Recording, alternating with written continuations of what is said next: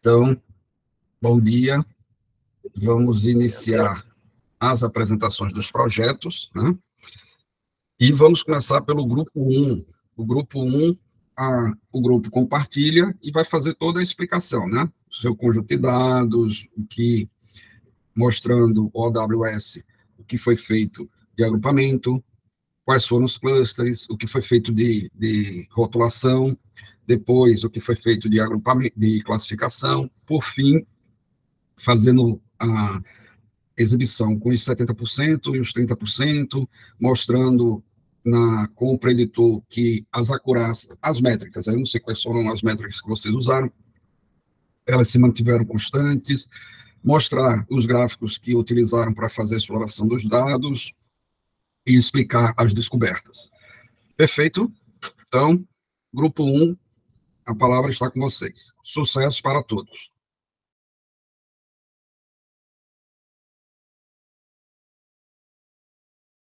Bom dia, professor.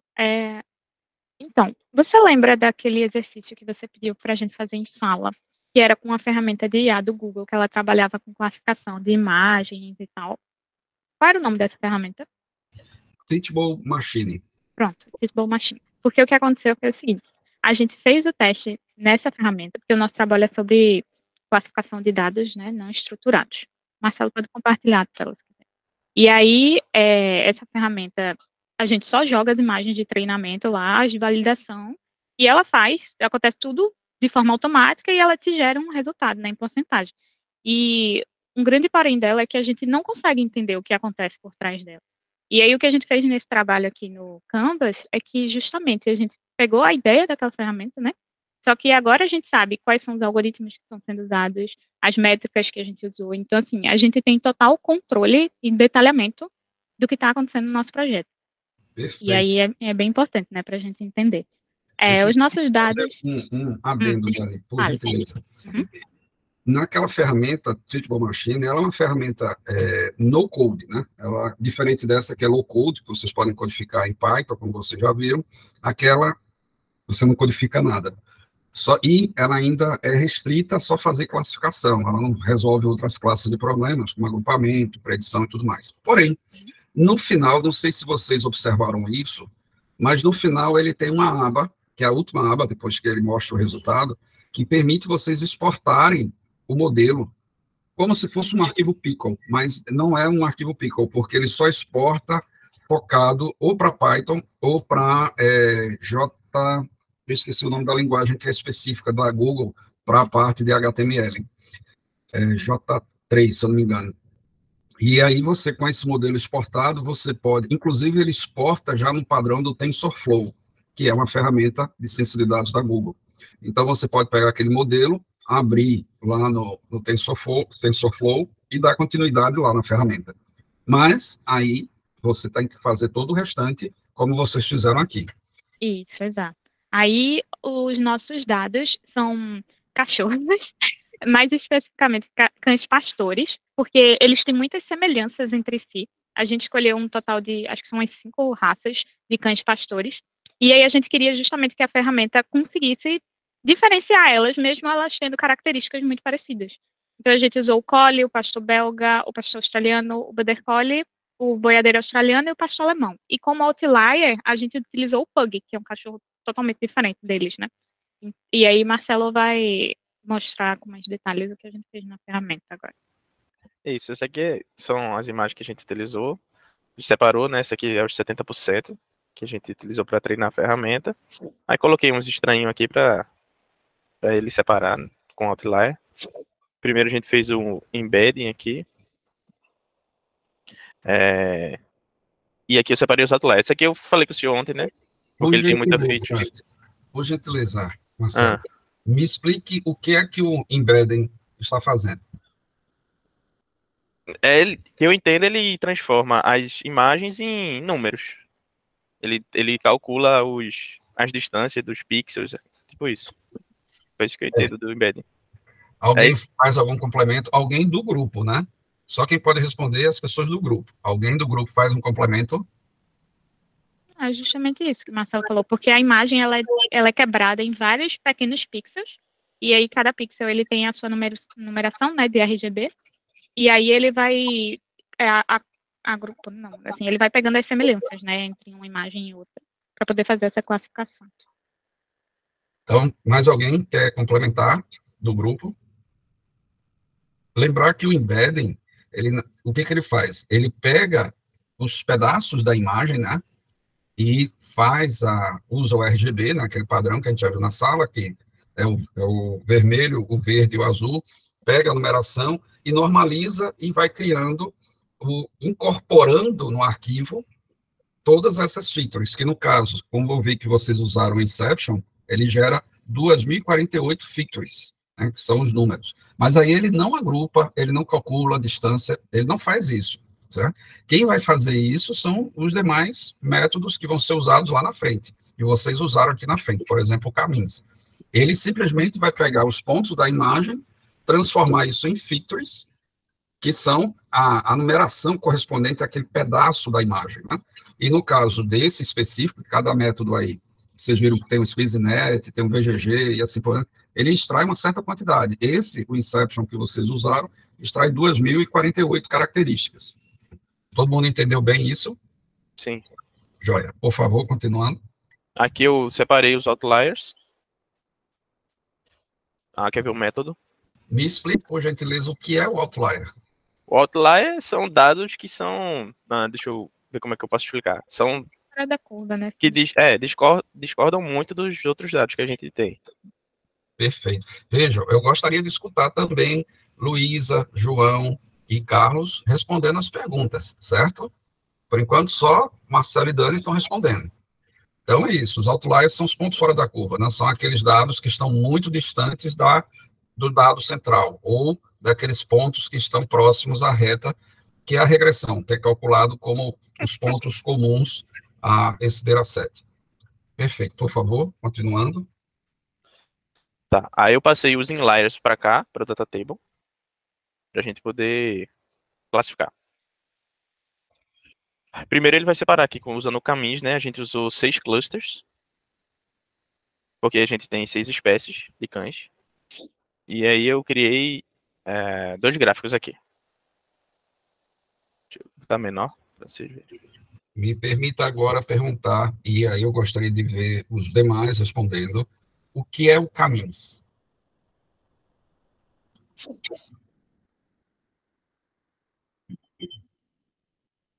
Luísa, Carlos, João. Opa, professor, eu estava falando, é o que ele usa para agrupar a diferentes imagens que a gente colocou, para clusterizar. O que são os inliers? São os pontos que a gente quer ser analisados, que não está fora da... as partes semelhantes que a gente quer diferenciar para agrupar. Certo, são os pontos, né? Os pontos na curva, né, que estão dentro da curva, ou que estão com a tendência central, que estão próximos à linha de regressão, e com base nisso vocês querem então fazer o quê? O agrupamento. E o que é o agrupamento? Aí, por favor, Luísa, João. Quem falou foi Carlos, né? Não, foi João. Oh, desculpa, João. Então, Carlos, Luísa, o que é o agrupamento?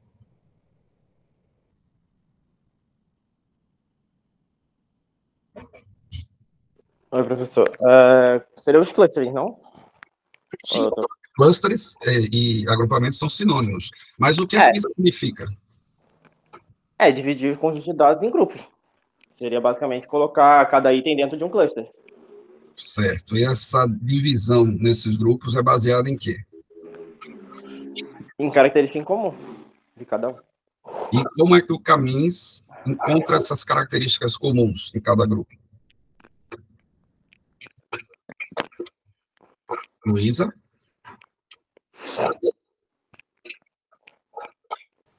Oi, professor. Perdão pela demora. O Caminhos, ele tenta minimizar a distância entre os pontos e o centro do grupo, não é isso? O centroide de cada grupo. Então, ele está calculando a distância desse ponto, né, a cada um dos centroides, e vendo a qual ele é mais próximo. E aí ele vai pertencer àquele cluster. Beleza. Reconhecendo o padrão e fazendo cada grupo. Perfeito. Joia. Então, por favor, continuando. Certo. Aqui eu vou mostrar para vocês como funcionou aqui a ferramenta, né? Como ele conseguiu clusterizar. Deixa eu abrir o Image View aqui. Pô, fechou tudo, velho. Aí eu vou selecionar um cluster desse aqui. E esse aqui é o pastor Malinois. Aí ele conseguiu separar.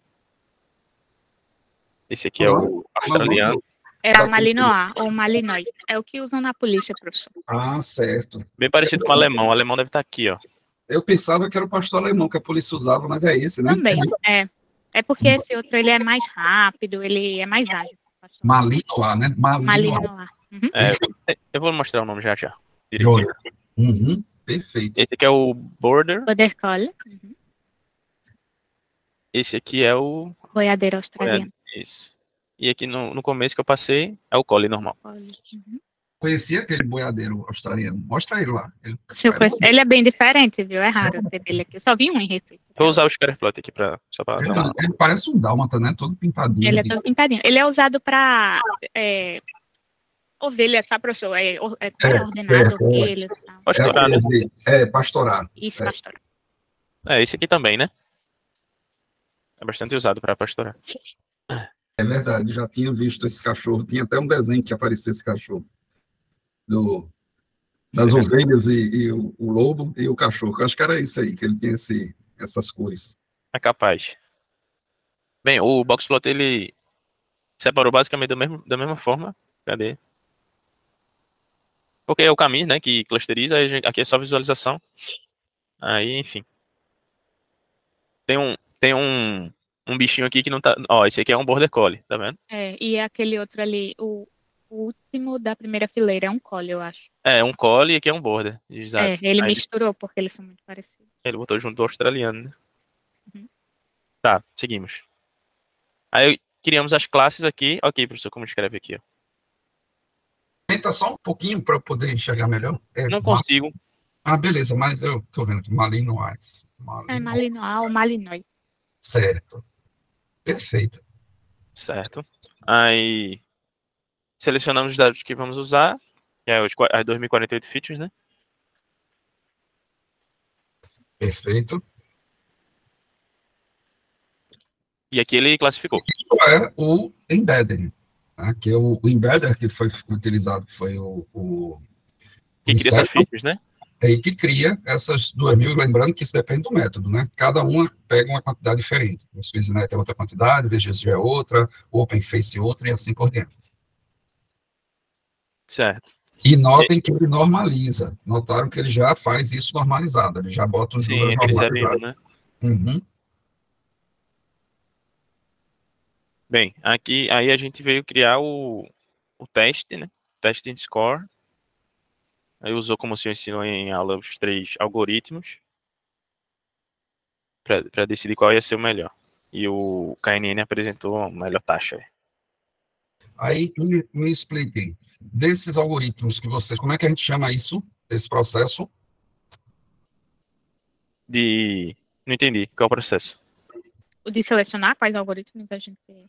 Não. A gente chama de competição de modelos. Então, sim, entendi. Vocês saem colocando os vários modelos aqui para ver qual o melhor. Então, a gente está fazendo a competição de modelos. Aí eu gostaria que outra pessoa respondesse agora de quais abordagens são esses 3 modelos que vocês usaram. O Neural Network, né? Isso. É da abordagem neural, né? Certo. O SVM, que acho que é o do Support Vector Machine. Correto. Eu acho que ele é... Os dois, tanto o KNN, que é o K-Nearest Neighbor, e o SVM, que é o Support Vector Machine, todos esses dois são estatísticos, são abordagens estatísticas. Enquanto o Neural Network é conexionista ou neural. Perfeito, vamos seguindo. Certo, aí aqui a gente salvou o modelo campeão como o KNN é o campeão, não é isso? Porque apresentou uma melhor taxa aqui, né? Perfeito, mas aí você está olhando para a métrica, né? E diz que o KNN é o campeão, porque qual foi que foi o campeão que você disse? Todos, professor. Não, mas aí a gente sempre escolhe o que tem a métrica melhor. Então aí, no caso, você escolheu qual foi? Esse aqui tem a precisão, é? Esse é a Acho que precisão. foi o KNN, não foi não? Todos, o KNN tem o melhor métrica em todos. A gente sempre escolhe um modelo, você tem que determinar qual modelo é o campeão. Mesmo quando os demais têm métricas com indicadores próximos, tem aquela que vai ser a melhor. Então, aí vocês escolheram o KNN, porque vocês viram que o CA é a acurácia, é a que teve a melhor pontuação, que ficou em 93%, ela está lá 0,931. Mas o que é isso? O que é a acurácia? Quem é que me explica do grupo? A acurácia é a assertividade dele, né? Em que relação?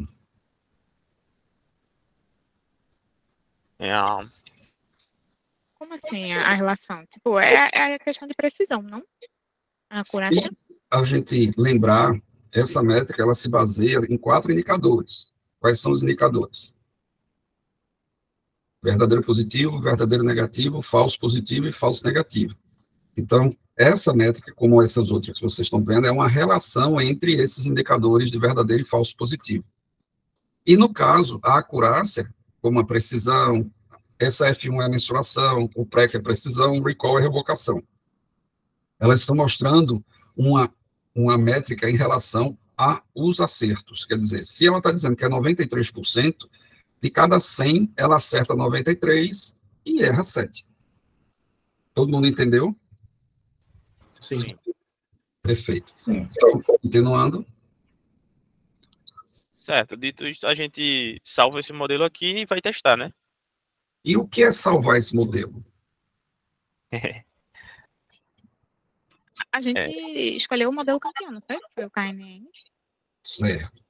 Vocês geraram um arquivo Pickle, Isso. é um arquivo de serialização. Esse arquivo de serialização você pode usar em qualquer outro lugar que tenha uma ferramenta que use Python para ler esse modelo com dados que você queira trabalhar e descobrir se qual daquelas raças que aquela imagem de cachorro se classifica, né? Ou é classificado. Que é esse aqui, né? Modelo campeão, né? Isso. O Pickles é esse aqui, né? Isso, perfeito. Certo, esse aqui é o outro OWS, que a gente fez em 2 separados. Perfeito. As imagens que a gente pegou, a gente tentou pegar umas imagens mais diferentes, tipo, cachorro meio doido aqui. Aí tem ali um cachorro com uma vaca, tem um cachorro com uma pessoa, para ver se ele conseguia classificar mesmo as imagens tendo algum tipo de comprometimento. Tem um cachorro de óculos. Ali, né, com a câmera. Para ver se ele conseguia classificar mesmo com essas dificuldades. Aqui a gente fez um embedding de novo, né? E o que é o embedding? Ele transforma as imagens em dados numéricos, calculando as features, né? Sei lá. É muito técnico. Mas vocês têm que responder tecnicamente mesmo. Bem, a gente carregou o Pickles aqui, o modelo campeão. E rodou aqui na ferramenta, né? De predição. Certo. Eu botei aqui no datatempo, mas nem precisava, né? Isso. Você conseguia ver ali direto. Mas tudo bem. Tá. E aí, como é que foi o acerto? Ó, eu já dei uma olhada aqui. É porque aqui... eu botei aqui porque eu conseguia... Não, eu quero isso. Eu conseguia fazer assim, pela raça. Aí deu mais certo. Uhum.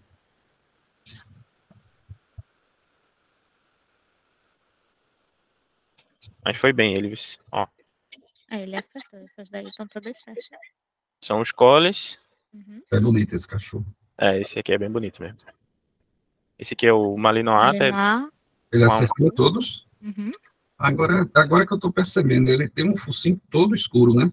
É o que a gente chama de pastor alemão capa preta, mas ele não é todo... O corpo dele não é todo escuro como capa preta. Mas esse é diferente do capa preta. Às vezes é o rosto, às vezes é só o som. Uhum. Eu acho que ele tinha mais um aqui. Talvez ele tenha confundido com o outro. Abre aí com a máscara da polícia. O australiano, ele... Aí ele misturou. É um border, esse né? que tá com um galho... esse é um border collie. Porque eles são bem parecidos. Os cachorros são praticamente idênticos, só muda a cor deles. Quando ele não é muito malhado, aí ele bota como australiano. Uhum. E aí eu pergunto, como é que a gente conseguiria melhorar essa classificação dessa IA? Provavelmente colocando mais dados, né? E Isso, mais fotos diferentes, assim. isso. Perfeito. Bem. Mas ele acertou bem, foram poucos, assim, que ele errou. Ó, esse aqui é Olha. um Malinois, né? Isso, é uma não, ele misturou. Esse aqui também, né? Não, é um pastor alemão. Hum. Aí ele misturou, porque ele tava com óculos e tal, e provavelmente Uhum. ele confundiu. Aí, com mais dados, com bastante dessas diferenças, aí ele conseguiria depois acertar. É, porque propositalmente a gente colocou as imagens diferentes para teste, sabe? Uhum. Mas a gente poderia ter colocado elas lá na parte inicial também. Perfeito. Certo? Esse é o border e Esse é o border. border e o boiadeiro também são muito parecidos, né? Sim, Ah, não, verdade. Não, professor, o boiadeiro é aqui, todo pintadinho. Agora que eu tô vendo. O border parece com o Collie, né? E veja que esse aí que tá todo relaxado, deitado, barriga para cima, até mesmo assim. E ele acertou. Foi. Esse aqui é o mais diferente, na verdade. Perfeito. Pronto, é isso. Muito bom. Excelente. Obrigado. Muito bem. Já vocês, deixa eu só confirmar aqui se já enviaram. Enviei. Eu já confirmo lá no grupo. Já confirmei, não foi? Foi. Beleza. Lembrar que tem que enviar, né, todos os dados. A nota de vocês está condicionada ao envio do OWS ou dos, né, porque no caso aqui do grupo 1 tiveram 2 OWS, dos dados e do arquivo que explica tudo isso que vocês estão explicando aqui. Quer dizer, a nota vai ser condicionada ao envio desse conjunto de artefatos.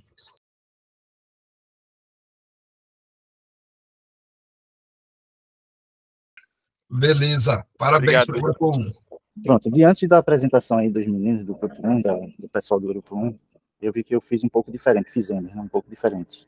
Não salvamos aqui o modelo, mas assim, eu vou dar uma explanação aqui do que a gente fez e o resultado, né, que a gente teve. Certo. Conjunto de dados aqui, né. Nós utilizamos gato e cachorro. Foi não, professor, tudo bem. Ainda bem. Tá ruim, né? Agora, o de cachorro, tá bom, gato e cachorro. que foi usado no grupo 1, está muito bom. Tá muito Eu gostei da utilização do cachorro do grupo 1. A classificação das raças, né? Nós utilizamos algo similar, né? Foi a classificação entre agrupamentos, estou tentando ver aqui, de bicicletas e carros. Né? Para eles fazerem a diferenciação de agrupamento e classificação de acordo com essas imagens aqui, né?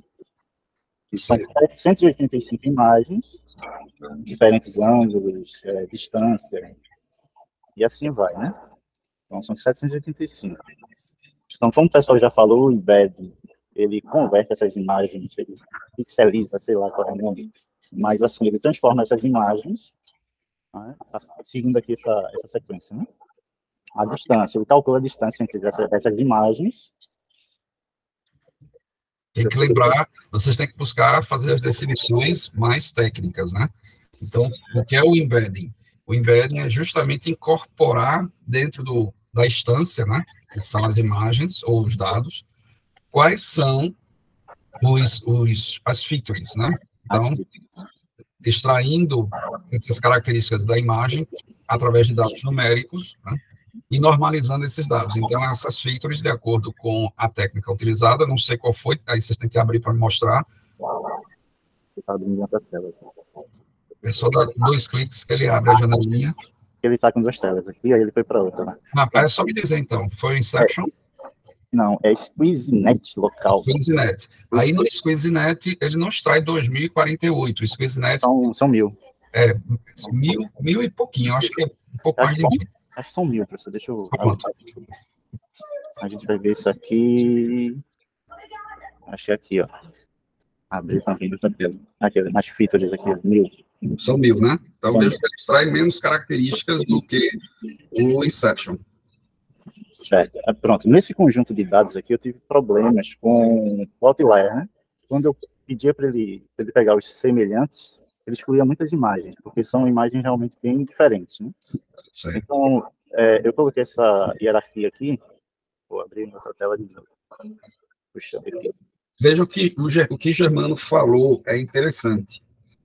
Cada técnica dessa, né, seja o OpenFace, o SqueezeNet, o EGG, o Inception, ela trata as imagens de uma forma diferente. Então, dependendo do tipo de imagens que você está trabalhando, pode ser que ela não consiga trabalhar com aquelas imagens. Então, ela automaticamente pula a imagem. Então, quando você pega seu conjunto de milhares de imagens, de dados, aí você vê que tem um grande percentual que ela ignorou. Ela não conseguiu extrair as características, né? E aí é onde você vai testando qual a técnica de embedding que é mais interessante para aquele teu conjunto de dados. E aí, no caso do grupo 2, chegaram no SqueezeNet. Isso. Aí foi isso que aconteceu. Eu testei com vários modelos, com várias técnicas lá, e eu acabei ficando com essa, né?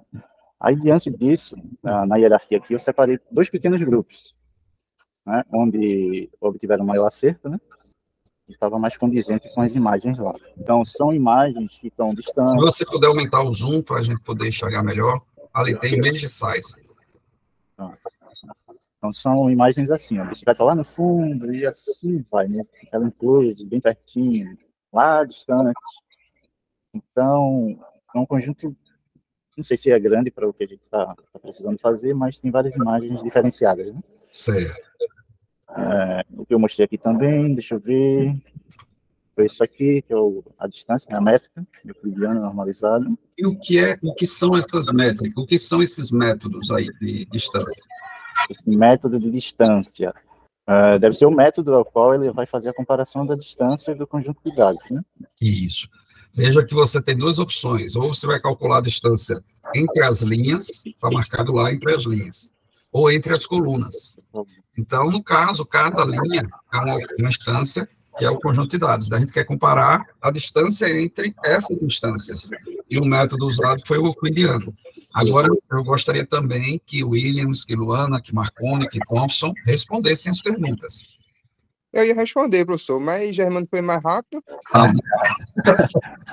O cara tá com gatilho embanhado aí. Eu ainda desativei o microfone para falar, mas bicho é foda, pô. Pronto, isso que Marconi trouxe agora, o que é isso aí que vocês estão apresentando? Quem é que me explica? Sem ser Germano. Explicar o que exatamente que ele está apresentando nessa imagem aqui? Foi a matriz numérica de distância, né, entre os pontos, né? Isso. Essa é a matriz de distância, exatamente isso, exibindo o cálculo que aquele método que foi o euclidiano fez para calcular a distância entre cada um dos pontos das instâncias. Perfeito.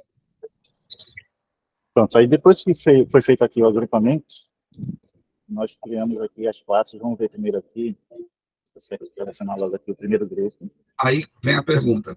O grupo 1 usou caminhos, vocês estão usando HCA. Uhum. Qual a diferença entre o caminhos e o HCA?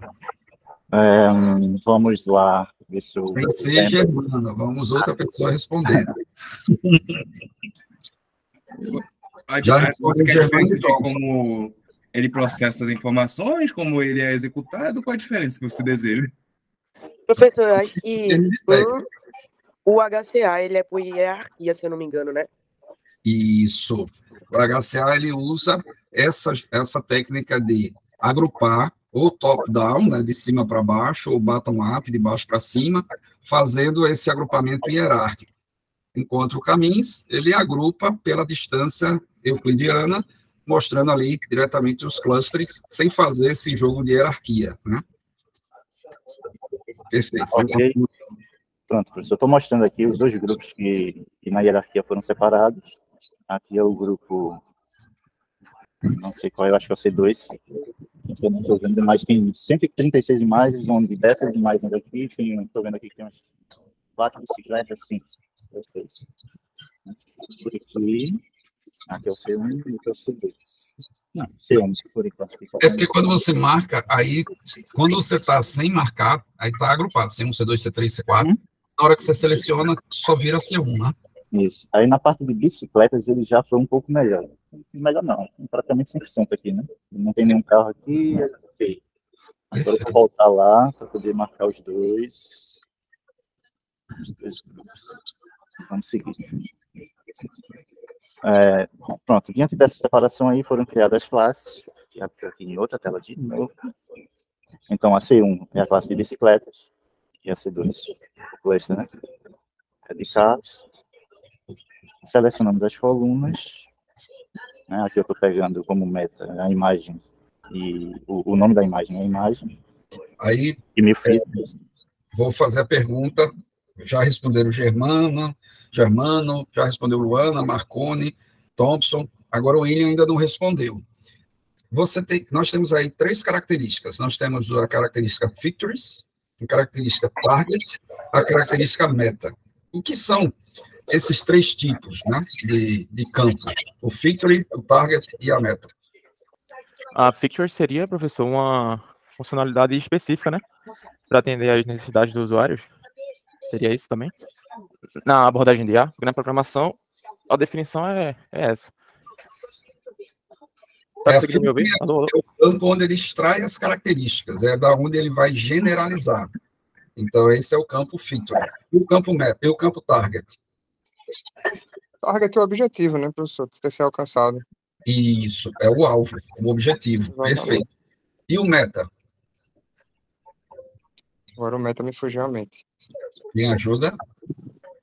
O meta é o campo só de identificação. Ele não é usado para extração de característica e nem é usado para a classificação em si, que é o target. É só para você identificar, você saber qual é o nome daquela imagem, daquele dados, tipo um CPF, uma razão social, um CNPJ. Então, é um identificador, né? Então, isso é o que a gente chama de meta. Perfeito, vamos continuar. Ok, vamos lá. Aí, feita a classificação e a separação da identificação aqui das metas, vamos dividir esse conjunto de dados em 70 a 30, né? Eu mantive o padrão aqui, foi de 70 para treinamento, 30% para teste, né? Perfeito. Aí aqui utilizamos o SVM, KNN e o Neural. E um detalhe, os 70% é o que a gente chama de treinamento e teste, e os 30% é para validação. Tá? A gente vai validar aquele treinamento e teste dos 70% com esses 30%. Pronto, uma diferença que foi feita aqui, professor, é que na predição a gente manteve, para fim de visualização mesmo, né? Os 3 algoritmos aqui para a gente visualizar como cada um se comportou, tá? Perfeito. Então, aqui no teste inicial... Lembrando que, assim, na vida real, a gente escolhe um. Uhum. Tem um ponto interessante aqui, que é até uma dúvida que não deu tempo de tirar aqui. Vamos lá. Deixa eu expandir aqui. Pronto. A gente vê aqui que o SVM, ele teve o melhor resultado, né? Isso, é 100%. 100%. É de desconfiar esse 100%? É. Então, no padrão, quando a gente chega a 100%, a gente deve fazer uso de algumas técnicas, por exemplo, de regularização, para que esse ajuste, né? Lembrando que isso aí, na verdade, são pontos que estão dentro de uma curva, e aí o teu ponto da base de dados, né, de treinamento e teste ficaram muito ajustados, no caso, ficou 100% ajustado. Pode ser que na hora de você validar, ele não consiga, com dados novos, generalizar. Ele tá muito bom com os dados que ele conhece, mas na hora de generalizar, ele fica ruim. E aí você vai usar, por exemplo, a regularização para sair dessa... que é o que a gente chama de decorar, né? Ele decorou os dados. Ok. Então, aqui foi o SVM, né? E é suspeito. Pronto, utilizamos aqui a matriz de confusão, né? Que abrimos a tela, que puxa para cá. E daqui a gente vai ver cada um. Aqui do conjunto de dados 115, onde ele predisse que eram bikes, são bikes. E aqui, onde ele falou que 94 são carros, são realmente carros. Né? Ele errou, ele predisse que 2 eram bicicletas, mas na verdade são carros. E aqui é de onde vem o 100% dele, talvez, né? Aí no caso, como é que a gente lê essa matriz de confusão? Se a gente olhar em cima, embaixo daquele símbolo de somatório que tem ali, aí tem 115 e 96. Então, na linha de bike, você tem 115 exemplos de bicicleta. E na linha de carros, você tem 96 exemplos de carros. Então, o dado de bike que ele acertou com o valor predito deu 115, que é exatamente a quantidade de exemplos que você tem. Ele não errou nenhum, quer dizer, não tem nenhuma bicicleta que ele chamou de carro.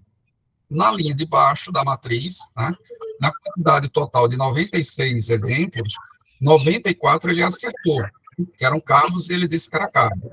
Mas dos 96, 2 que eram carros, ele disse que era bicicleta. Então é assim que a gente lê essa matriz de confusão. Ok, professor. Pronto, aqui é o SVM, o KNN já foi um pouco, assim, errou um, né? 115, ele considerou 114, e aqui ele manteve como outro, né? Isso. E a neural também foi um pouco abaixo, né? De 115, só 113, e dos carros de 96, ele considerou 95. Então, aí vamos lá para a predição, né? Então, passando esses 70% para a validação, né? Isso. A gente fez ali o treinamento e teste, que deu aquele resultado. Agora a gente vai validar com esses 30% que a rede não viu. Pronto, vamos pegar aqui. Daquele conjunto de dados que foi separado nas duas classes, ele está pegando aqui 90 imagens, tá? Certo. 90 imagens. Vamos ver aqui os 3 algoritmos. Deixa eu fechar também aqui, cabe tudo lá no... Eu vou classificar, deixa eu organizar aqui por bike primeiro. Então, aqui são os 3 algoritmos. Eu vou rolar aqui, são poucas imagens, a gente vai ver onde ele errou. Você pode clicar, tá vendo lá o nome do modelo e do lado erro. Sim. Se você clicar uma vez, ele bota em ordem crescente. Uma vez de novo, a segunda vez em ordem decrescente, a setinha para baixo. Clica de novo. Aí você vê que ele está colocando os que ele errou, né, pela quantidade, a métrica, né? Veja que era bike e ele chamou de carro. Na verdade, era carro e ele chamou de bike. Quer dizer, ele errou em termos de percentual 85%. Eu acho que ali é um 0,858. 0,858, isso. Pronto, ele errou 85%. Aí, nessa instância. Isso. Aí, segundo aqui, eu acho que não tem tanto erro. Não, porque um dessa daí, que eu não lembro qual foi, acho que foi o SVM, está 100%, caído. O outro está, isso lá no treinamento e teste. Mas se você olhar aqui embaixo, aí você tem os modelos e tem a acurácia, tá vendo? O CA é a acurácia. Aí eu acho que ali está 0,98. Esse aí, o primeiro que você botou, o AUC, é curva ROC. Na curva ROC, todos estão 100%. São iguais, na verdade, né? Todas os... Por isso que a gente usa mais de uma métrica. Se você olhar a acurácia, que é a CA, eu não consigo enxergar ali, mas acho que é 0,989. 98%. Quer dizer, né? Os 3 estão com a mesma métrica, né? Mas isso também depende muito do tipo de dado que você está usando e depende do algoritmo que você está usando. O detalhe do underfitting, que é que você usou poucos dados, e do overfitting, que você não conseguiu generalizar bem, quer dizer, ele no teste, no treinamento de teste, ele está 100%, mas na hora que você vai validar, ele não consegue entender. Mas não foi o caso aqui. Na validação, vocês viram que ele se saiu bem. E no over também tem um perigo dele decorar, né? Isso. As coisas. Aí é justamente na validação que ele não vai ter um bom desempenho como ele teve no treinamento e teste. Pronto. Aí, assim... Nesse caso, aquela imagem que você mostrou, Germano. Veja, eu vou pegar ela para a gente testar. Aí, essa bicicleta, será que ele vai conseguir entender que isso é uma bicicleta, como nós entendemos? Aí é onde você vai validar com esse tipo de dado. Vamos ver como é que ele se saiu. Vamos ver como é que ele vai sair. Aí acertou. Aí ele está realmente generalizando bem. Aí vamos pegar uma de carro agora. Será que... Pega um Ford T, Não, eu fiz o teste onde tem ali o Will, eu peguei um Fusca para ver se ele considera como carro, né? Não, Ford T, pô, é mais diferente, pô. Pronto, esse aqui, vamos lá. Isso aqui é um Pronto, esse avião. E aqui é uma bike, não. Pronto, considerou aqui também um carro. Perfeito. E é isso, professor, pessoal. Muito bem, muito bom. Só faltou salvar o modelo, mas está ótimo. Já entenderam que a gente salva o modelo para usar a serialização em outras ferramentas. Certo. Só uma dúvida, professor. Assim, eu coloquei 2 gráficos aqui, mas eu não soube interpretar bem e nem sei se a aplicação aqui está correta. Certo. Vou mostrar aqui.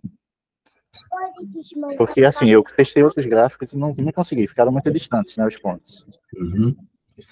Esse projeção linear, a gente usa projeção linear para a gente identificar ou visualizar as várias dimensões, porque o que normalmente a gente tem?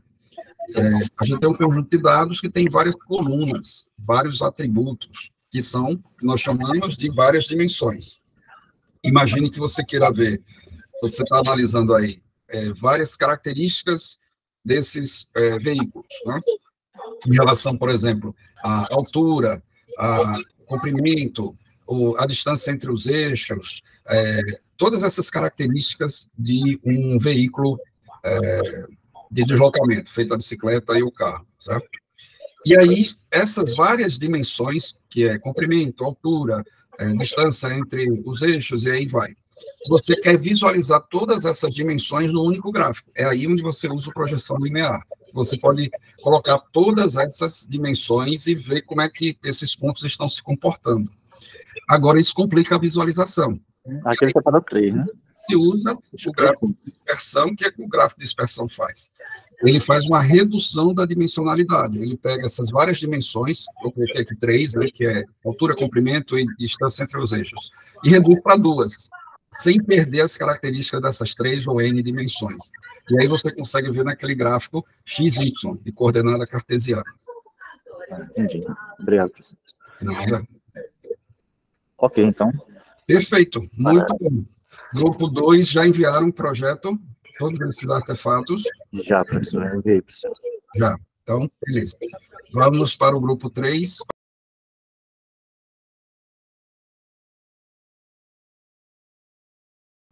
Todo mundo vendo? Tá chegando, Murilo. Chegou. Beleza.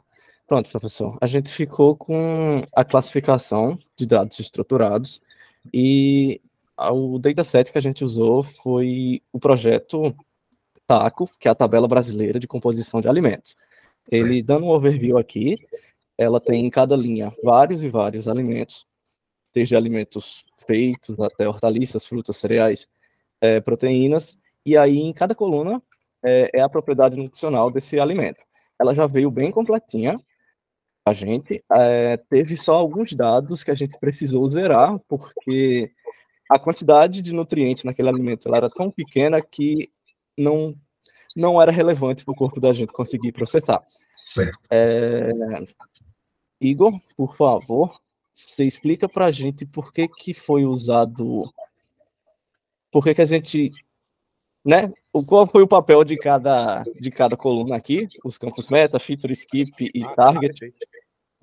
Perfeito. Então, os campos metas, a gente primeiro começou colocando o campo numérico que tem na tabela. Tu consegue dividir tua tela em 2, Murilo? Ou fica meio pequeno? Consigo o quê? Dividir tua tela em 2 com o Excel com o Excel, né? Isso. Aí, valeu. Então, os campos metas a gente marcou como os campos numéricos, que numerava cada linha. E a categoria daquele alimento, cereais, carnes, frutos do mar, nozes, óleos, etc. Perfeito. Os features, a gente colocou as demais informações, umidade, energia, carboidratos, colesterol, lipídios, proteína, cálcio, tem bastante, professor. Mas por cima, magnésio, magnês, fósforo e assim por diante. Teve alguns que a gente deu um skip, porque realmente eram algumas informações muito irrelevantes. Por exemplo, cinzas. Cinzas é a quantidade inorgânica do alimento. É todo aquele bolo que não se usa para nada. Certo.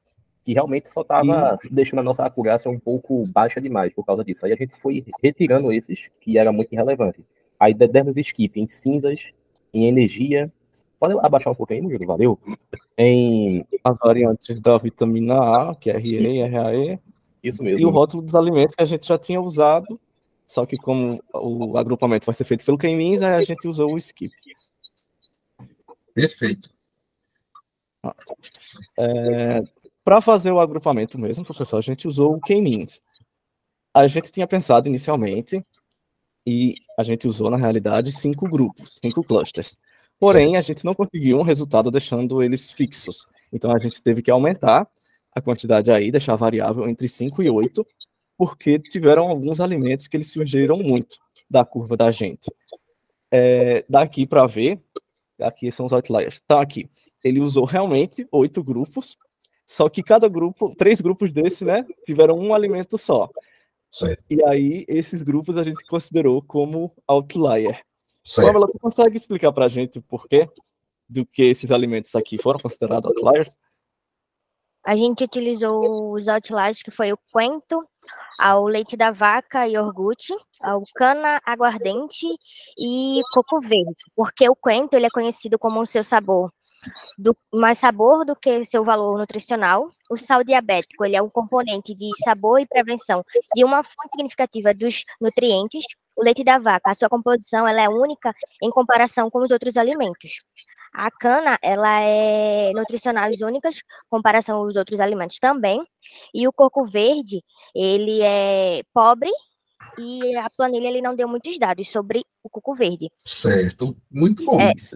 E aí teve a questão do fígado também, professor. Que a gente tentou, e ele é muito rico em vitamina A. Vitamina então A. Isso, aí ele meio que criou um cluster para si próprio para colocar o fígado, mas eles são muito fora da curva em relação aos outros alimentos. O importante é que vocês entenderam bem essa questão da variância, né? Ele são dados muito variantes em relação ao conjunto que vocês estão analisando. Perfeito. E os covariances, ele estimou, ele deu em 2%. Certo. Eu não consigo abrir a janelinha que mostra a configuração aqui, professor, mas ficou estimador de covariância em 2%, que a gente usou, os outliers.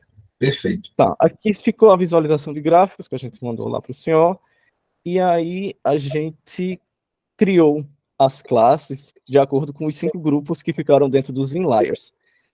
Poxa, eu não sei porque eu não consigo... Não é porque está muito pesado, não. Não consigo visualizar, mas... Sem problema. Sem problema. Enfim, as classes que a gente usou foi alimentos nutritivos e as variações dele, alimentos que são ricos em carboidrato e açúcar, que são pobres em nutrientes. Usamos alimentos que são... Acho que aqui dá para visualizar. Aqui. Pronto. Aqui. O rótulo que a gente criou, os 5.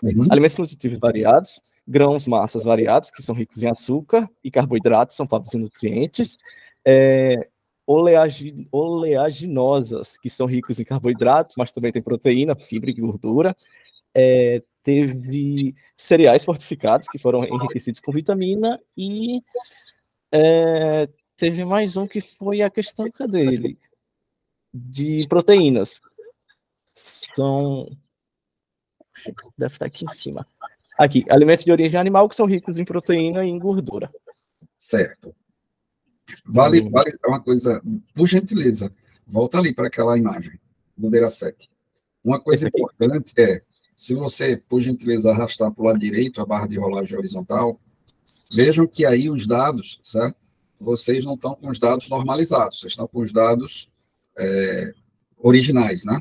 Com os indicadores originais de cada um desses atributos, dessas features, porque aí são features que vão ser extraídas das características. Nessa ferramenta, vocês têm que lembrar que essa ferramenta, qualquer um dos modelos que vocês escolham, ele já normaliza automaticamente. Mas isso não é uma realidade para a maioria das outras ferramentas. Se você estiver fazendo isso codificando em Python direto, vocês iam ter que normalizar cada atributo deles, para ficar aquele valor entre 0 e 1, para que não houvesse aí um enviesamento em relação aos valores. Tem que lembrar disso. Perfeito, vamos continuar. Beleza, a gente usou o data sampler de 70% para fazer os treinamentos de testes e os outros 30% para validação. As 3 métricas que a gente usou, os 3 modelos, foram a rede neural, o SVN e o Random Forest. O KNN, ele apresentou um desempenho muito baixo em relação a esses 3, então a gente preferiu manter os 3 mesmo. Michael, tu consegue explicar, um por um? Aqui foram os resultados alcançados, professor, e o melhor realmente foi o Random Forest. Certo. Michael, tu consegue explicar cada modelo, por favor? A rede neural, na verdade, né, é um modelo de aprendizado, tá? de máquina inspirado no cérebro humano. Mas, resumidamente, o Randall Forest é um algoritmo de aprendizado de máquina supervisionado, que acaba combinando várias árvores de decisão para melhorar a precisão, no caso, né? Perfeito. E o SVN, que é um algoritmo de aprendizado de máquina supervisionado, que a gente usa para buscar encontrar a melhor fronteira entre as classes de dados lá, né? Perfeito. Pronto, professor. Aí, de acordo com o resultado, realmente melhor ficou aqui o Random Forest. Uhum. Salvamos o modelo do Random Forest e aqui nas predictions a gente ficou bem satisfeito com o resultado. Aqui nos alimentos nutritivos e variados, por exemplo, ele classificou muita verdura e muita fruta, que realmente são... desculpa falar. Nessa base de dados que a gente usou, tinha quase 600 registros, eram 597. A gente usou 500, pegou 500 ali para usar para treino e teste, e os outros 100, que era da outra base, a gente tirou aleatoriamente, e aí está usando aqui como caso de uso para demonstrar, né, o resultado do modelo. Aí a gente concorda bastante com o que aconteceu aqui. Algumas coisas a gente não concorda, mas são muito poucas, tipo aqui o camarão à baiana, era para ele ter ficado nos alimentos de origem animal, mas isso não significa que ele não seja nutritivo, então a gente meio que acaba discordando, concordando com a máquina. Aqui nos alimentos de origem animal, ele classificou quase tudo certo também. Teve só uma questãozinha que foi, aqui, por exemplo, feijão tropeiro e arroz carreteiro, mas não quer dizer que não seja rico em proteína também e em gordura. A questão dos grãos, ele fez muito certinho, feijão, soja, castanha de caju e linhaça. E a questão dos grãos ricos em carboidrato e açúcar também a gente... Grãos não, esse nome está errado. Todos esses variáveis de carboidrato e açúcar e gordura também ficaram bem no lugar certinho, a gente considera. Perfeito. Muito bom. É isso, professor. Me mostre só... Deixa eu voltar ali, por gentileza, para o OWS. Em termos de... Eu vi que vocês fizeram uma série de explorações, né? Com os gráficos, né? Me explique só um deles. Escolha um só aí para me explicar. Vamos usar o box plot. Perfeito. Cada grupo ficou com uma certa quantidade maior de tipo de alimento, né? O grupo 1 ficou com mais carnes, por exemplo. O grupo 2 ficou com mais cereais. O grupo 4 ficou com mais frutas e verduras também. Tem uma quantidade aqui bem similar. Aqui também com muitos cereais, mas esses aqui eles foram modificados para receberem mais nutrientes. E esse aqui foram os alimentos preparados. Perfeito. Perfeito. Estão de parabéns. Já mandaram, né? O conjunto de dados? Joia. Sim. Perfeito.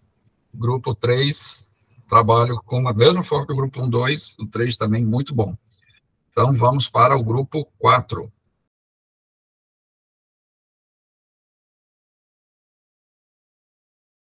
Beleza, bom dia, pessoal. Nosso trabalho, a gente está fazendo a classificação de imagens e a gente decidiu fazer a classificação de imagens de alimentos, principalmente alimentos de fast food. Então, inicialmente a gente tinha uma quantidade um pouco maior, seriam 6.000 imagens, e aí a gente foi reduzindo para poder o trabalho ele ficar melhor executado. E um dos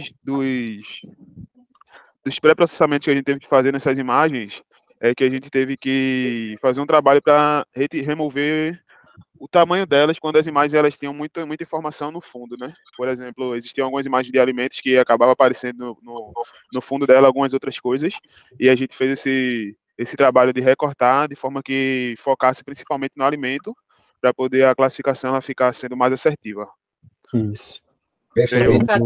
Vamos aprender os termos corretos. O que vocês estavam fazendo é retirar o ruído, o ETL, né, que é a extração, transformação e carga, e retirando os ruídos dos dados. Então, o termo certo é ruído dos dados. Essa foi até a sua recomendação, né, professor, da última aula. O senhor até mostrou aquele exemplo das faces das pessoas sorrindo, né? Então, tem que deixar mais limpo possível. Perfeito. Isso. E agora, aqui começando com o passo a passo do nosso algoritmo. A gente pegou uma base de dados de fast food, a gente reduziu de 4.500 imagens para 2.700. Aqui a gente importou as imagens no Import Images. No Image Embedding, a gente está fazendo a normalização dessas imagens a partir das features, que ele gera 2.048 features, usando aqui o Inception V3. Como vocês podem ver aqui, ele gerou de N0 até N2047 features para ele poder extrair as características. É porque está pesado, né? Isso. Aí tem que aguardar, que é o processador.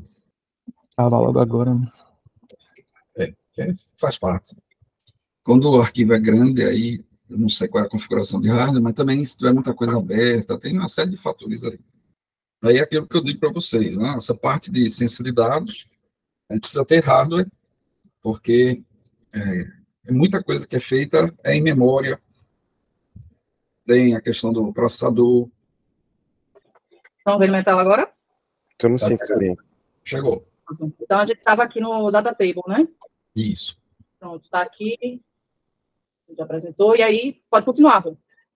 Caminhos que a gente usou. O que é o Caminhos? Alguém se habilita? Posso falar com a Flavinha. Beleza. Caminhos é um algoritmo de aprendizagem, né, que a gente faz para poder classificar. Ele vai ver as distâncias dos pontos, né? E a gente faz isso justamente para uma etapa anterior, para a gente depois fazer o nosso método ali. No caso seria o SVM. A gente vai primeiro classificar, né, o que está, transformar as imagens que a gente está pegando e classificar em alguns grupos, para depois a gente fazer o modelo ali de SVM, MLP e o KNN. Então, eu entendi o que você... Completando aí, ele agrupa, né, professor, pela distância euclidiana, né? Então, ele faz esse agrupamento, né? Eu até entendi o que o Rodrigo estava falando, mas o Rodrigo tem que se atentar aos termos corretos, né? No caso do Caminhos, a gente não fala classificar. Eu entendi o que você quis dizer com classificar, mas o termo correto a gente fala agrupar. Isso. Para não confundir com os outros algoritmos que classificam. Então, Caminhos, SOM, HCA, eles agrupam ou clusterizam, porque ele não tem rótulo. Como ele não tem rótulo, você não tem como classificar, porque você não sabe quem é quem. Então, você tem que agrupar para depois rotular, e com rótulo aí sim você pode classificar. Mas eu entendi o que você queria dizer com classificar, no sentido de organizar. Mas a gente tem que ter cuidado com esse termo. É agrupar. Caminhos é agrupamento. KNN, SVM, Random Forest, MLP, Tree Decision, esses são os de classificação. Perfeito, professor. Como a Flavinha também disse aí, ele vai separar, né, esses agrupamentos aí pelas distâncias. Perfeito. Então, aqui, professor, a gente utilizou o scatterplot, né, que é para ver essa técnica de agrupamento que a gente fez, para mostrar as imagens, né, pelo essa widget, está travando, Image View, e esse primeiro cluster, essa primeira clusterização, esse primeiro agrupamento aqui, ele nos trouxe as imagens de hot dog.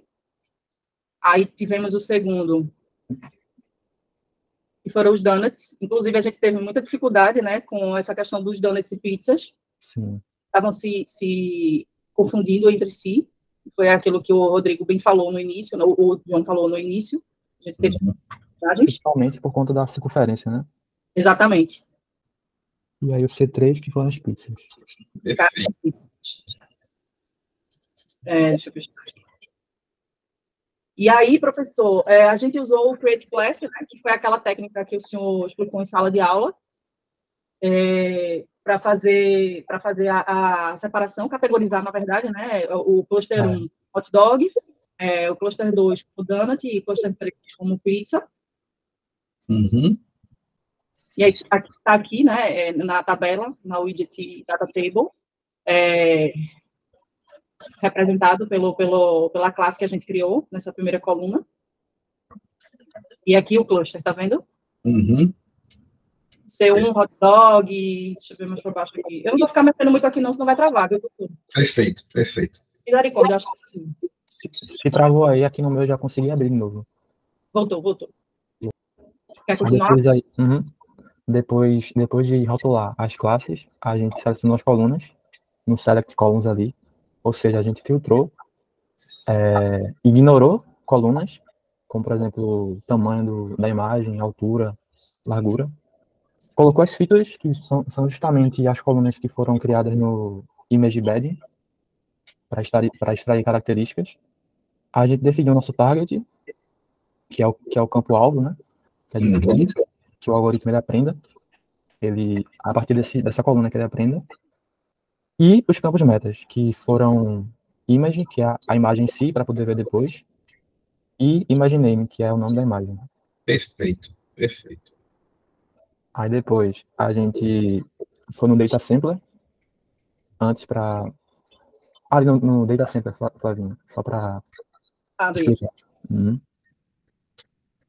A gente dividiu em 70% das imagens para treinamento e teste e em 30% para validação.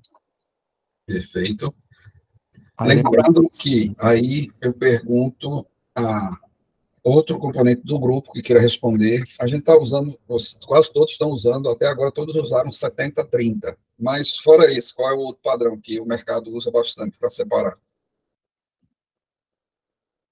60-40.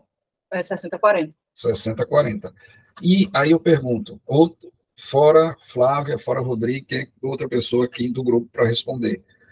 Essa quantidade, ela tem que ser sempre essa quantidade, ou é qual o fator que é usado para definir esse percentual de separação entre treinamento e teste e validação?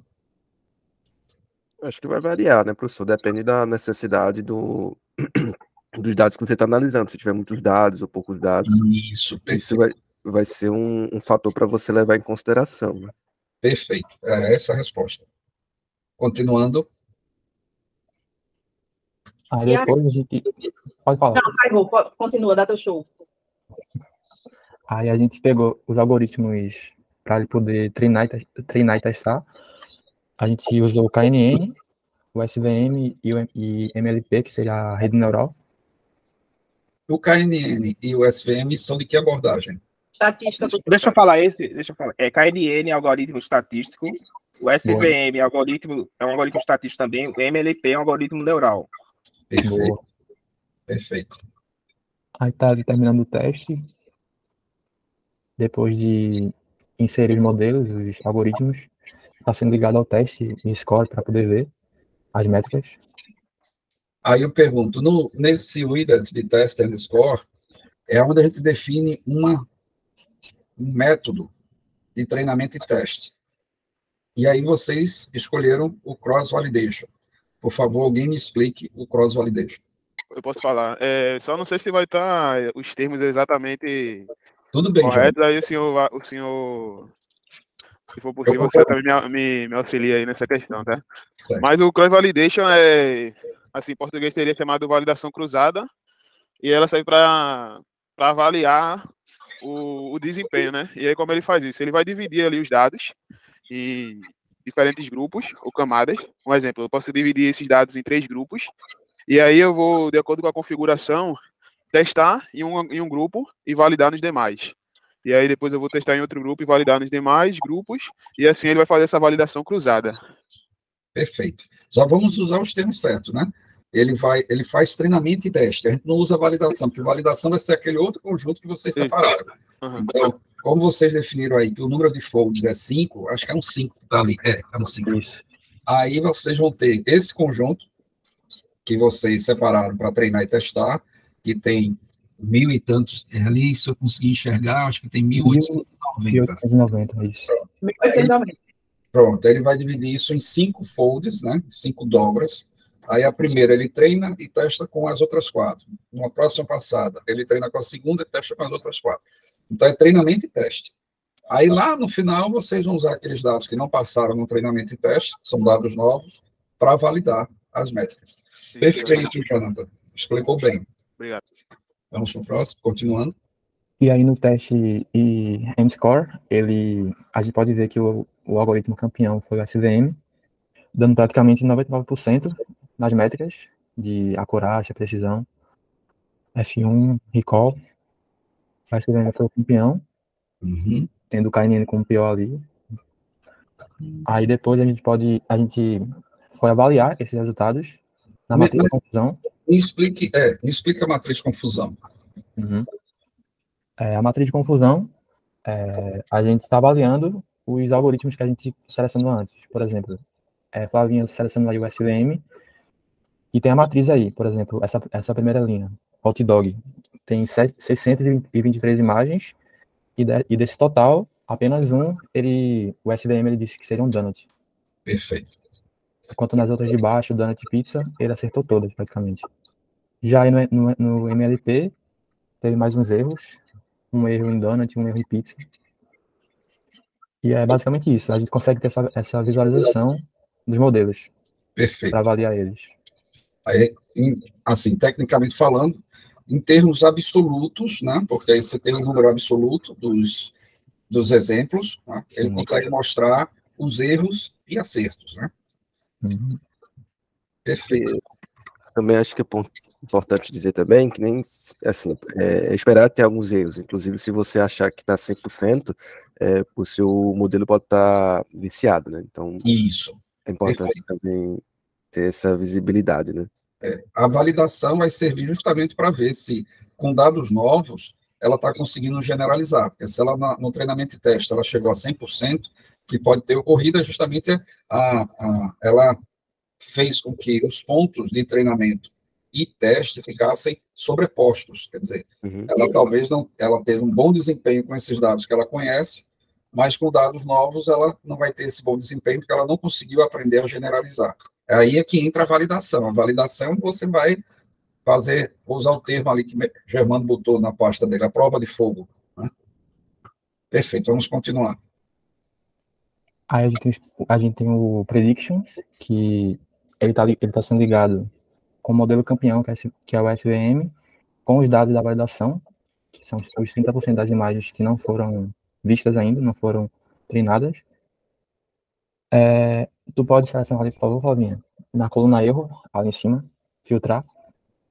Mais um clique, por favor. Perfeito. Pronto. Aí, por exemplo, aí tu vai clicando em cada linha e descendo com a seta. Isso, por exemplo, aí ele errou. Ele falou que seria um donut, essa imagem de hot dog, que é o maior erro. Seria tipo uma Himalaia, por exemplo. E já aí no hot dog, ele é um hot dog e no SVM ele disse que é um donut. Então é um outro erro. Descendo, é uma pizza, uma classe pizza, e lá no SVM, lá na esquerda, ele disse que seria um donut. Aí já abaixo de 0,5 da taxa de erro, já começa a acertar praticamente. Pizza, hot dog, já começa a acertar.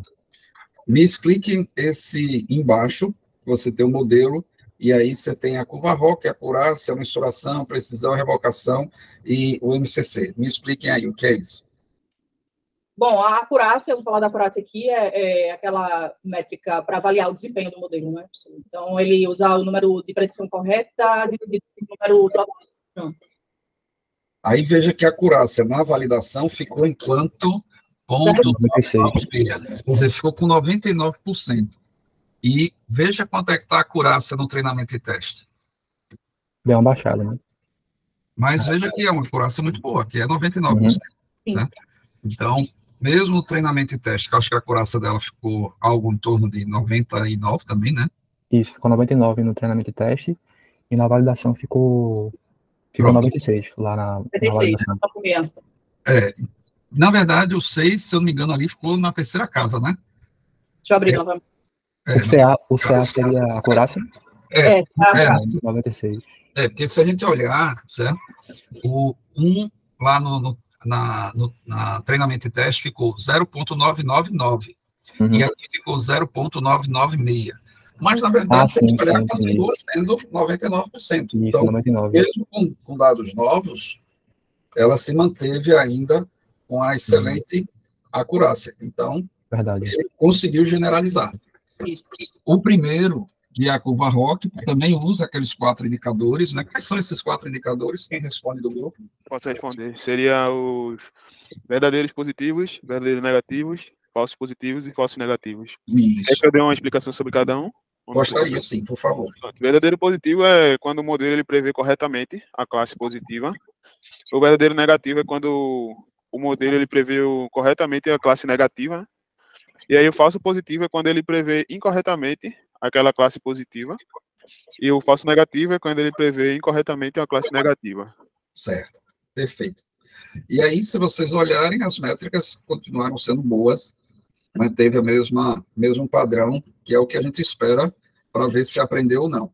O problema é quando lá em cima dá 99%, e quando chega aqui dá 60%, 40%, quer dizer, ele não está conseguindo generalizar com dados novos, né? Ele não viu no treinamento e teste. Perfeito, podem continuar. Aí acho que, era isso. Professor, sobre o salvamento do modelo, se eu não me engano, a gente estava até conversando aqui paralelamente, na última aula o senhor disse que não tinha necessidade, já no finalzinho da aula, por isso que a gente nem se ateve a isso, tá? Perfeito. O importante é saber que esse modelo ele pode ser salvo, né, no formato de serialização, e aí vocês podem usar isso em qualquer outra ferramenta da linguagem Python.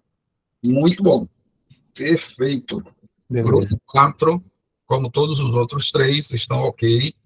Vamos agora para o grupo 5.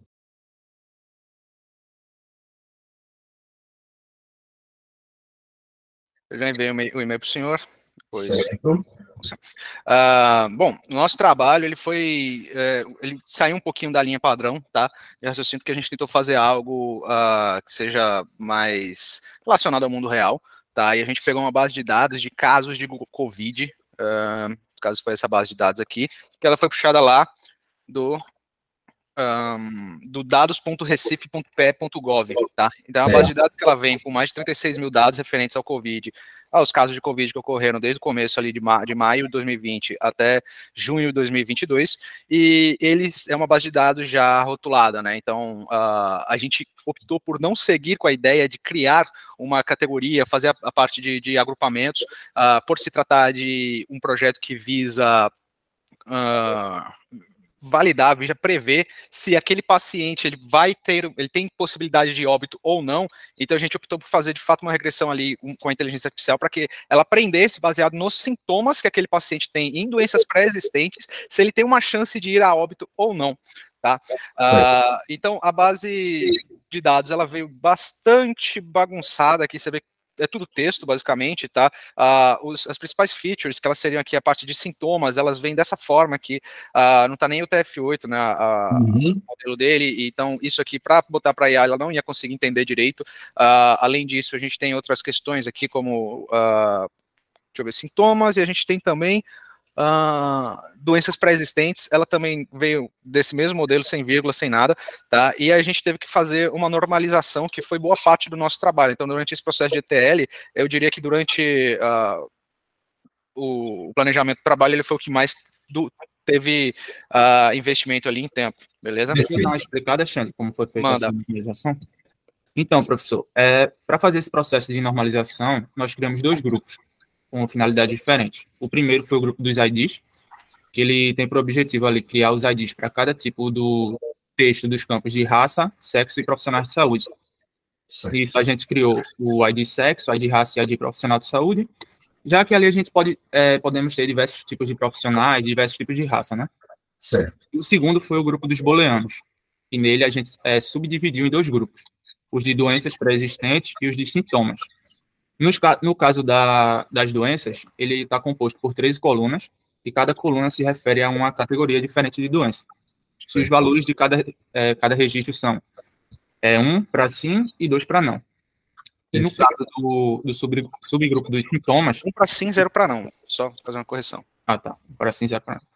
E no caso dos sintomas, eles têm a mesma finalidade. Então, composto por 8 colunas, sendo 0 para falso e 1 para verdadeiro. Positivo. Perfeito. Perfeito. Então, dessa forma, a gente conseguiu validar em cada registro desse quais são os sintomas que aquele registro teve e quais são essas pré-existentes. E a gente acabou transformando tudo isso em features, que elas estão dentro desse modelo. Então, o mesmo processo, para isso aqui, são features numéricas, tá? A gente fez o skip de algumas informações, que você pode ver a data crua, né? E a gente já fez o data sample direto aqui, como não precisou fazer agrupamento, criar classe nem nada, a gente já jogou direto no data sample 7030, e por não investirmos tanto tempo no agrupamento, a gente decidiu fazer um investimento mais alto nos tipos de modelos e nos resultados que eles possuem. Então, a gente fez 5 modelos diferentes aqui, tá? Regra logística, Navy Base, Support Vector Machine, Neural Network e Random Forest. E com isso a gente obteve vários resultados. Tá?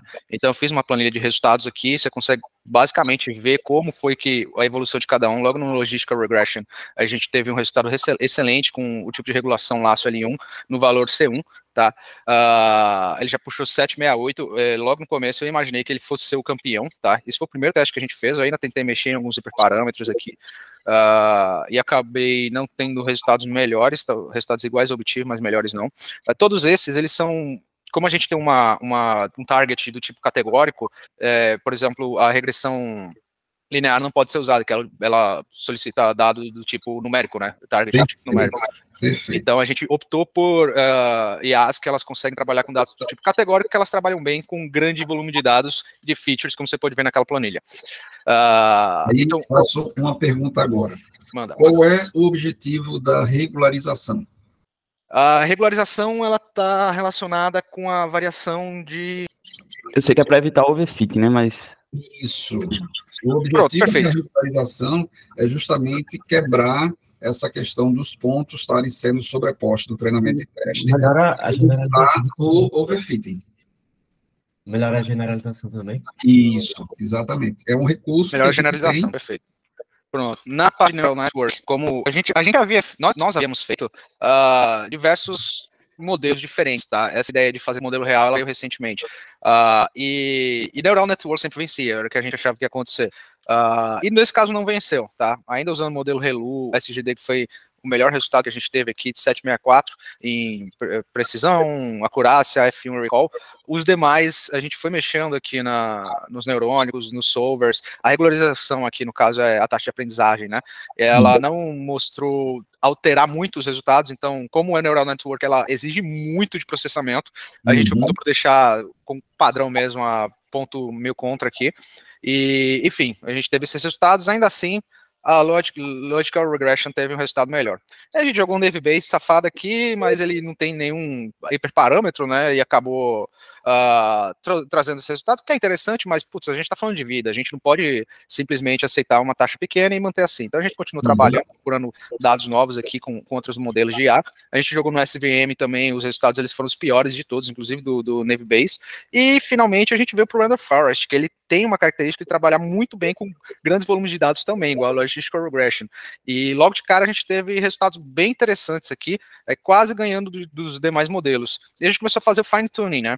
Então, aumentou o número de árvores, a gente começou com 10 árvores, foi mexendo nos outros parâmetros, o resultado foi melhorando aos poucos, e depois a gente jogou lá para cima, já jogou 100 árvores. Isso aqui são os principais, tá? Mas a gente tentou mais de 70 vezes aqui fine-tuning diferentes, e o número de árvores 100, ele pareceu ser bem interessante logo de começo, você vê que ele teve um aumento significativo, e aqui nesse ponto ele já ganhou de todos os outros modelos. A gente foi mexendo, você consegue ver que ele foi melhorando, só que a gente ficou com medo de termos chego num ótimo local humano, né, assim, de fine-tuning, porque a gente viu que ficou preso no 100, e daí eu voltei lá no começo e falei, vamos tentar mexer nesse number of trees aqui, e reduzindo, a gente chegou nesse aqui com uma precisão de 79,2% dos casos ali, né, uma acurácia também ali muito próxima dos 80%, enfim, isso aqui é interessante você pensar da seguinte forma, não é os 99,9% que a gente consegue ver em outros projetos, mas a gente está falando de casos de saúde, que imagina você um médico, e você tem uma ferramenta dessa que diga assim,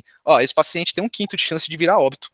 Tá? É uma forma de você conseguir, dentro de um hospital, dentro de uma clínica, alguma coisa assim, ter um auxílio de uma inteligência artificial para falar, cara, isso aqui tá perigoso, leva ele para UTI, dá um acompanhamento maior para ele, além do que esse é um trabalho que a gente fez em pouco tempo, imagina a gente conseguir crescer, aumentar ali os dados, né, os KPIs, os indicadores dessa IA para cerca de 90%, usar isso realmente no mundo da saúde, né? Então, a gente ficou muito contente com esse dado de quase 80% aqui de precisão nas informações que foram, nos indicadores que a gente trouxe com esse modelo, e a gente seguiu com ele por conta disso. Tá? Então, a gente tem um teste score aqui. Eu te mando... Agora, Alexandre, volta ali para aquela planilha. Perfeito, aqui é. Essa composição do registro de cada hiperparâmetro e o resultado obtido em cada uma das métricas, e isso tem que ser feito toda vez que vocês forem trabalhar com ciência de dados. Então, até normalmente, quando você vai publicar algum artigo científico, aí você tem que mostrar por que você escolheu aquele modelo e quais foram os valores obtidos com os outros modelos para que eles possam ser replicados por outros pesquisadores que queiram testar aquele experimento que você fez. Então, isso aí serve para todos os outros grupos, né? Então, isso aqui é um padrão que deve ser feito toda vez que vocês estiverem trabalhando com esses modelos. Sair registrando as métricas, os indicadores obtidos em cada uma das métricas com os hiperparâmetros configurados. Perfeito, Alexandre, pode continuar. Vamos lá. Até complementando o que o senhor disse, aqui no documento que eu enviei para você, ele tem 8 páginas, é um documento sucinto, tá? A gente traz os objetivos. Processo, resultados. Aqui a gente fala um pouco dos parâmetros que a gente usou, a acurácia, a precisão, etc. E a gente traz exatamente, como o senhor disse, a questão do uso dos modelos e algumas conclusões que nós tiramos de cada um deles, né? Então, foi exatamente dessa forma, a gente fez o documento seguindo esse padrão mesmo, abordagem neural, tudo, quais foram os dados que a gente teve, regressão logística, Random Forest está aqui, trazendo também alguns insights sobre ele. Tá? Só para enriquecer mais, toda vez lá na frente, quando vocês forem produzir qualquer documento, né, científico, um artigo, vai ter essas tabelas, os valores, que são os respectivos valores de melhor resultado, na tabela vocês vão deixar a linha negritada. Aqui você botou esse highlight, mas aí seria no padrão a linha negritada, que representaria o melhor indicador daquele modelo. E aí no texto você, conforme a linha negritada na tabela tal, segue os valores campeões dos vários testes realizados, e aí segue. Perfeito, perfeito. Bom, deixa eu só mexer nisso aqui que tá pegando meu toque. Pronto. Foi. Vamos lá. Então, a gente fez aqui, o modelo que eu mandei para o senhor, ele não está com tudo conectado, tá? Ele está sem essas linhas, porque toda vez que você for abrir ele vai ter que pensar tudo, e quando chegar nessa criança aqui, aí o bicho vai pegar. Eu deixei ele sem estar conectado, só botei Random Forest mesmo, mas aqui você pode ver o teste and score de todos, né? Você vai ver que, de fato, o Random Forest continua ali tendo os melhores dados, os mesmos... eu deixei já padrão os melhores resultados de cada um. Então, você vai encontrar aqui os melhores resultados para todos, tá? Não mexemos aqui no número de dobras, foi? Outro detalhe, que isso para todos, né? Aí, por gentileza, fecha essa janelinha e abre do Neural Network. Aí, tá vendo aquele... Não tem um apply, aí do lado tem um checkbox. Eu já deixei desmarcado. Aí, isso para todos esses modelos tem esse mesmo recurso. Se deixar o checkbox desmarcado, evita esse autoprocessamento toda vez que vocês abrirem essa planilha, né, o AWS. Agora, é interessante que eu deixei ele desmarcado e mas hoje de manhã... só da segunda vez, na primeira vez que você abre, ele recalcula para todos. Exatamente, é isso que eu ia comentar. E é por isso que eu te enviei ele. Todos estão com os hiperparâmetros, os melhores que a gente chegou, tá, em cada linha, só que eles não estão conectados, mas eles estão sem esse checkbox aqui. Perfeito. Tá. Perfeito. Enfim, a gente tem a validação visual aqui, né? Perdão. Aqui mesmo, pode ser. A gente tem o resultado aqui da Random Forest, como é que ele veio. Você veio logo de começo, só para desmoralizar a gente. O primeiro já veio errado, né? Mas os demais eles já vieram corretos aqui. Teve esse que ele acertou também. Então, esse paciente veio a óbito, ele também veio a óbito já veio errado. Os demais, ainda que seja 0 ele acertou, tá? Não esqueçam disso. Aqui você vê a regressão logística, ela já teve um resultado melhor nesse caso, mas aqui ela já errou. E a gente consegue ver todos os dados aqui, tá? Deixa eu ver se a gente tem mais um aqui que ele tem acertado. Errou, acertou, errou, acertou, acertou, errou, acertou, acertou, enfim. A gente teve os 80% aí de precisão nos cálculos, tá? Então, seguimos o modelo de criar uma tabela, um formuláriozinho, para que seja enviado os dados ali do seu caso, e você pode ver se você morreu ou se você não morreu. De qualquer forma, esse formulário aqui, depois de enviado, ele vai cair aqui nesse XLS, tá, onde a gente vai estar trazendo todos os dados como estão mostrados ali na tabela de treinamento, tá? E a gente fez 4 testes aqui, os 4 acertaram, os 4 vieram corretos, isso foi bem interessante. E deixa eu ver aqui, predictions, prontinho. Aqui a gente tem as predictions, ele puxa aqui Random Forest, então o primeiro ele morreu, e de fato ele morreu quando a gente foi validar. O segundo sou eu e eu tô vivo. E esse quarto aqui, ele também foi um paciente que acabou falecendo, tá? E ele conseguiu identificar isso. Então, esse foi nosso trabalho. A gente usou uma matriz de confusão, o grupo passado já explicou mais ou menos como é que funciona. Obviamente, a gente não conseguiu um número zero aqui, seria, acho que, um milagre da medicina se a gente conseguisse, né? A gente já tá mega bilionário aí, mas a gente quase 80% de acertos, eu acho um número bastante interessante ali, que vale a pena ser trabalhado, inclusive, mais para frente, para chegar nos 90%, 91%, e funcionar como um auxiliar para médicos, né, para profissionais da saúde aí, na análise de risco de pacientes, de forma geral, não só para Covid. E é isso, professor. Perfeito. Apesar de não ter feito o agrupamento, né, porque fazia parte o agrupamento, mas bem justificado, porque vocês já foram direto para uma base já classificada, já rotulada. Perfeito, gostei, né, do trabalho, está ótimo. E, assim, esse é um trabalho que pode ser até evoluído, né, como vocês bem disseram. Ok, muito bom, grupo 5, já mandaram material, né, todos os artefatos já estão lá. E vamos, como todos os outros grupos, excelentes apresentações. Vamos para o grupo 6.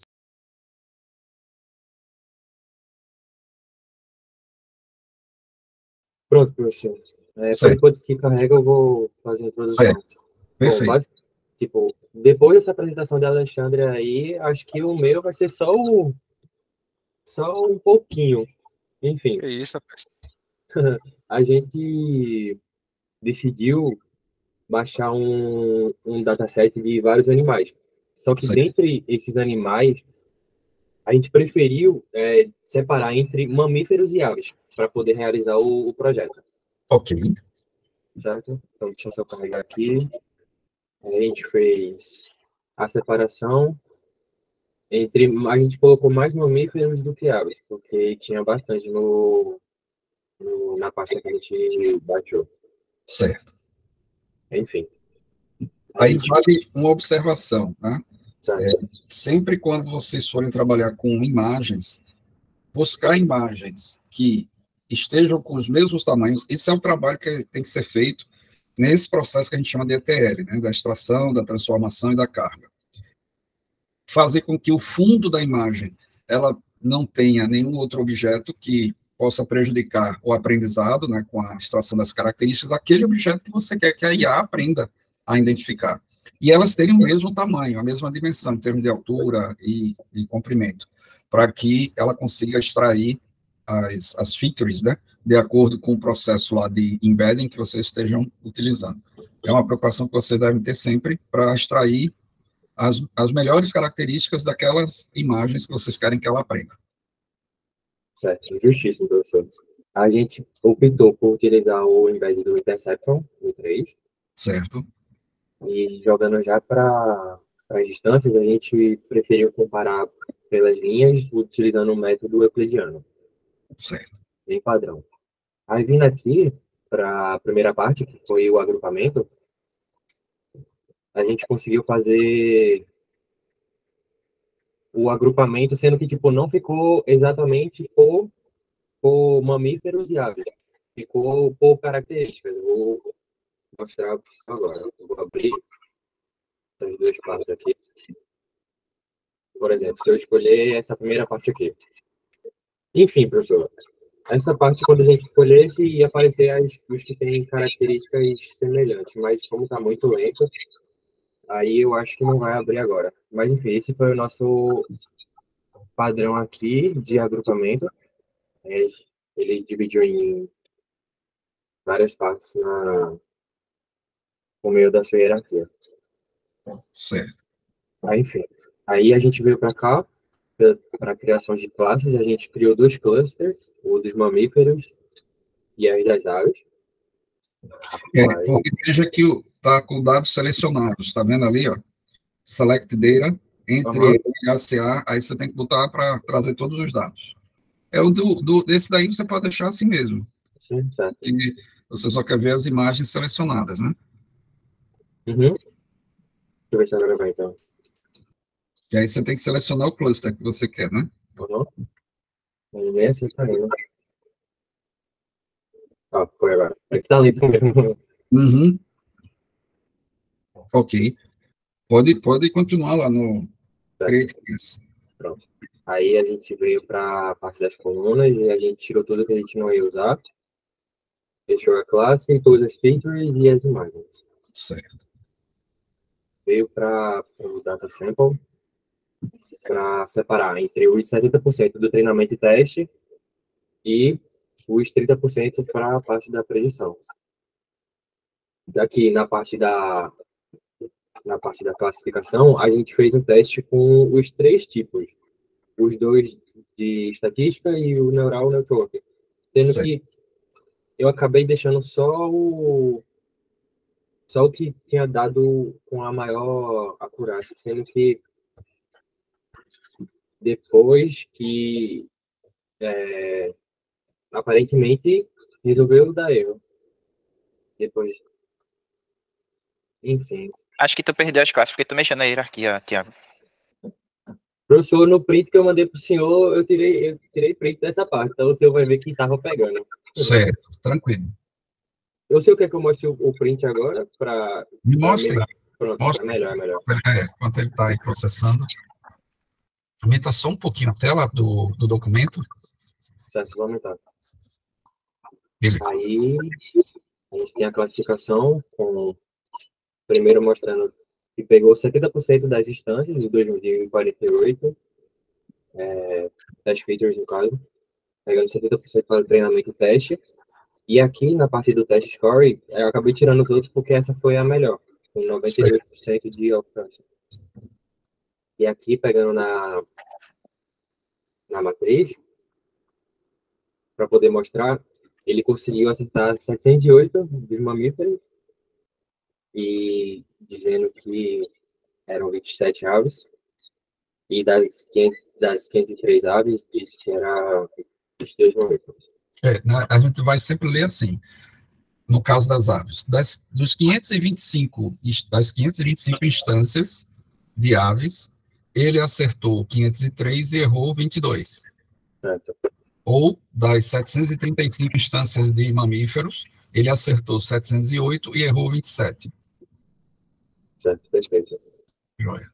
Vamos para o próximo, continuando. Certo. E a última parte seria para finalizar, que seria a parte da predição. Sendo que aconteceu alguma coisa e eu vou mostrar pelo print mesmo. A gente pegou a parte da predição com o resto dos 30% das 540. Uhum. E aqui veio a parte que ele concluiu a predição. Do dano mamífero como mamífero, como ave. Aí esse ele errou, era ave, ele era mamífero. E é isso, professor. Certo. Aí eu pergunto, vocês tiveram como o modelo campeão o SVM. O que é o SVM? Como é que essa técnica funciona? Qualquer um do grupo pode responder. Certo. Acho que ainda mais uma tarefa de classificação, né, professor? Para meio que fazer quase uma separação perfeita, acho que por assim dizer.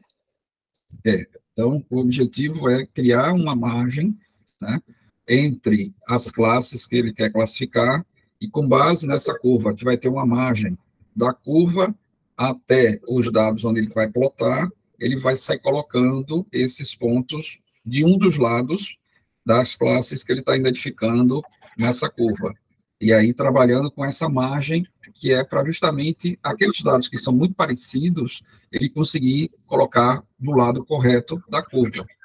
Então, é uma técnica estatística que permite fazer essa classificação dos dados que estão sendo analisados, né? Plotados pela IA. Perfeito. Ok. Ok, professor. Tá bom. Então, fizeram a atividade, né? Todos os grupos já mandaram, né, seus artefatos. As apresentações foram muito boas.